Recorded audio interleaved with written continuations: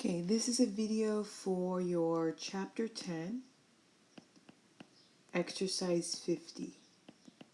Okay, and this exercise asks you to to draw the Lewis dot structure. So the Lewis dot structure shows the connectivity of your atoms in a compound.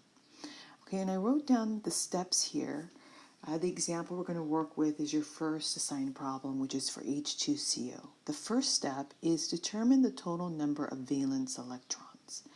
How do you determine the number of valence electrons? You're going to use the periodic table.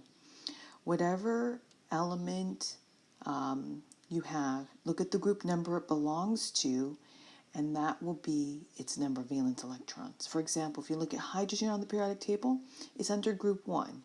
It has 1 valence electron. Carbon, it's under group 4. It has 4 valence electrons. And oxygen is under group 6. It has 6 valence electrons.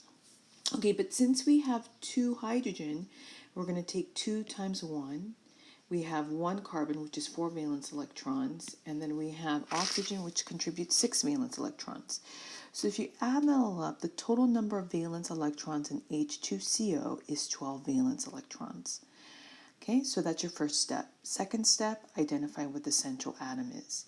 Your central atom will be your least electronegative element, except for hydrogen. Hydrogen will never ever be a central atom.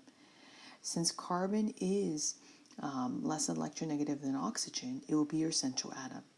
So once you determine the central atom, you're going to draw your skeletal structure. So you're going to have carbon in the center, and you're going to have 2 hydrogens and your oxygen. Okay, next thing is you want to start to draw the bonds between the atoms, from the terminal atoms to the central atom. Okay, oxygen typically likes 2 bonds. Hydrogen only will like 1 bond.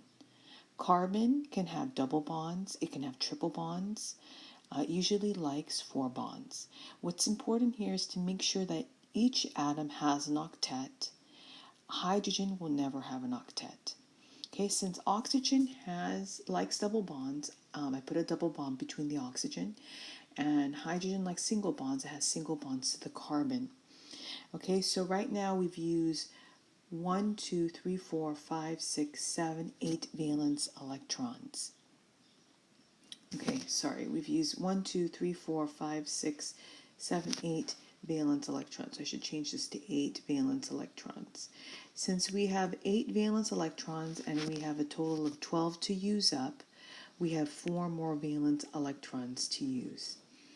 Okay, so what are we going to do with those 4 more valence electrons? We're going to put them as lone pairs on the oxygen because it needs an octet.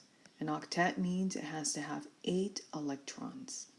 Carbon has 8, right, because it has 4 bonds, 2 electrons per bond. And now oxygen has an octet because it has 2 lone pairs, which contributes 4 valence electrons, and it has 2 bonds, which also contributes 4 valence electrons for a total of 8 valence electrons. So it also has an octet.